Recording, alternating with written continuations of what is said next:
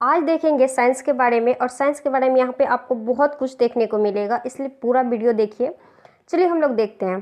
तो जो भी काम करते हैं, जो भी हो रहा है, हमारा युग ही है विज्ञान का युग। बचपन से ही हम लोग साइंस पढ़ते हैं, छोटे छोटे चीज़ों के बारे में, पेड़ पौधा के बारे में, भोजन, दौड़ना, पढ़ना, ये सब भी तो साइंस है। कार्य, बल, इटीसी। लेकिन 10th के बाद 12th में जब हम लोग जाते हैं तो साइंस का पार्ट बाय पार्ट में बट जाता है।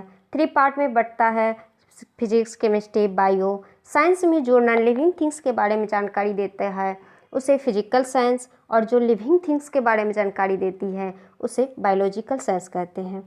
देखिए, आइंस्टाइन सर के अनुसार साइंस लॉ का कलेक्शन नहीं बल्कि यूनिवर्सल फैक्ट है। इस यूनिवर्स के प्रत्येक चीज़ का व्यवहार खास नियमों पर होता है। ब्रूस लिंसे के अनुसार साइंस मानव के अनुभव को समझने और प्राप्त करने की विधि है, और जिसका होल्टन के अनुसार विज्ञान हमेशा अपूर्ण खोज है, जिसे सभी फैक्ट को खोजा जाता है। विज्ञान के जरिए चीज़ों और उन नियमों के बीच संबंध स्थापित किया जाता है जिससे विश्व गतिशील है। भौतिक शब्द ग्रीक भाषा का शब्द है जिसका अर्थ है प्रकृति। सच में फिजिक्स का ऐसा सब्जेक्ट है जो नेचर और नेचुरल फिनोमिना के बारे में विस्तृत जानकारी देती है। देखिए, अगर आप फिजिक्स पढ़ते हैं तो समझिए कि आप नेचर के बहुत करीब हैं। आपके लाइफ का बहुत ऐसा चीज़ होगा जो आप सोच भी नहीं सकते हैं। लाइफ जीने का, आप समझने का, हर चीज़ का एक अलग ही अनुभव मिल जाता है। फिजिसिस्ट ने फिजिक्स के माध्यम से उन नियमों को जानना चाहा जिसने दुनिया में तरह तरह की घटनाओं की पुनरावृत्ति होती है, जिसमें बहुत सारे घटना होती है, जैसे दिन रात का होना, ऋतु परिवर्तन होना, एक्सेट्रा। देखिए, साइंस शब्द की उत्पत्ति लैटिन शब्द साइंटिया से हुई है, जिसका अर्थ है टू नो, यानी जानना। मनुष्य ने किसी तथ्य को जानने हेतु जो प्रयास किया है और इसके फलस्वरूप उसे जो मिला है वही विज्ञान कहलाया है। एक अणु से लेकर सारे ब्रह्मांड के रचना पे ध्यान दे तो समझने में देरी नहीं लगेगी कि सब कुछ आकर्षण और प्रतिकर्षण पे आधारित है। इसी से ऑर्बिट और सृष्टि की रचना और एनर्जी एक्सेट्रा, धरती से लेकर अंतरिक्ष तक खोज खबर करने एक्सरे की मदद से हड्डी के फ्रैक्चर और रेडियो और टेलीविज़न भौतिक की ही देन है। हमारे दैनिक जीवन में भौतिक की बड़ी देन है। ऑब्जर्वेशन, अवलोकन, ऑब्जर्व के आधार पर चिपटी पृथ्वी को गोलाकार पृथ्वी माना गया। जियोसेंट्रिक के आधार पर ब्रह्मांड के केंद्र में पृथ्वी को माना गया। बाद में हेलोसेंट्रिक सिद्धांत के आधार पर बदल दिया गया, जिसके अनुसार ब्रह्मांड के केंद्र पर सूर्य को स्थिर माना गया और सभी ग्रहों को सूर्य के चारों ओर चक्कर लगाता हुआ माना गया, घूमता हुआ माना गया। Newton's law corpuscular theory of light को हाइजन द्वारा प्रकाश के तरंग सिद्धांत में बदला गया और बाद में प्लांक द्वारा क्वांटम थ्योरी में बदला गया।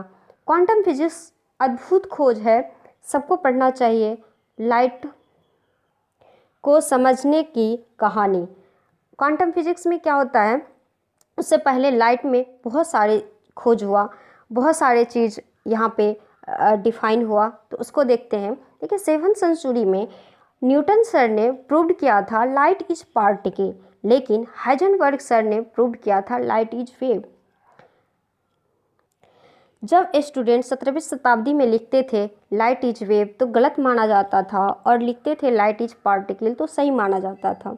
100 साल बाद न्यूटन सर राज किए लाइट जो है पार्टिकल की तरह बिहेव करता है।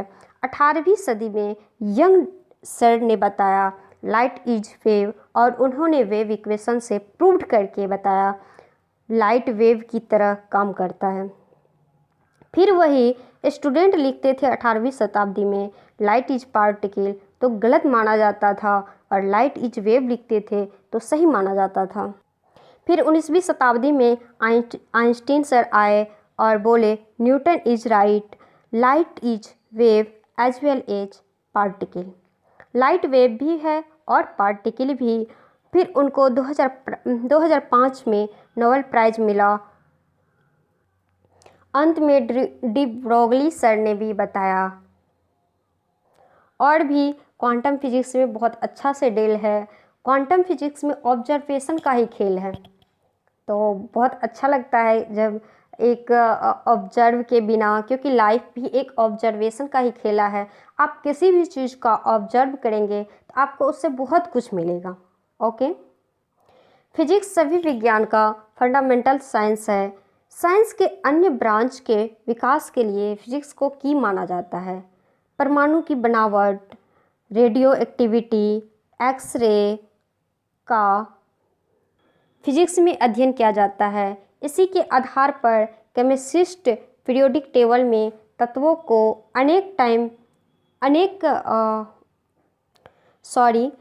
उनके तत्वों को एटॉमिक नंबर के आधार पर सजाया जाता है।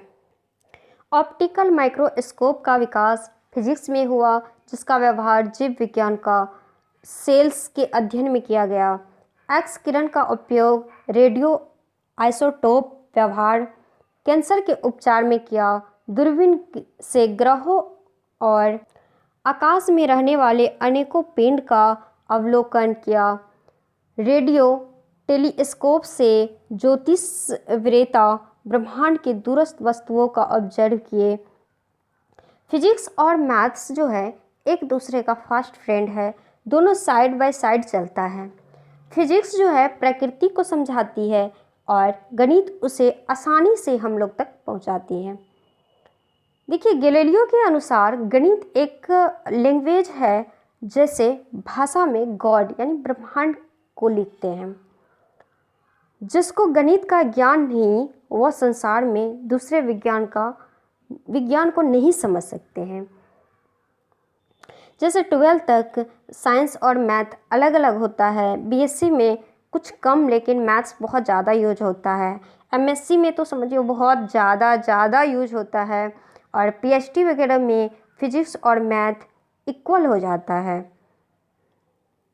हॉन्गवेन के अनुसार गणित सिविलाइजेशन का दर्पण है। सोसाइटी में फिजिक्स का use telephone, Telegram, electronics, computer, fan, bulb etcetera समाज का विकास हुआ है। तो कितना अच्छा लगा ना। फिजिक्स का मतलब फिजिक्स के बिना जीना कितना मुश्किल है। आप फैन के बिना नहीं जी सकते हैं, बल्ब के बिना नहीं जी सकते हैं। और आप अगर हायर एजुकेशन में फिजिक्स पढ़ते हैं तो समझिए कि आप रियल में पढ़ते हैं तो आपको बहुत मज़ा आएगा और आपका लाइफ चेंज हो जाता है। अगर वीडियो पसंद आए तो प्लीज़ लाइक कर देना और सब्सक्राइब ज़रूर कर लेना।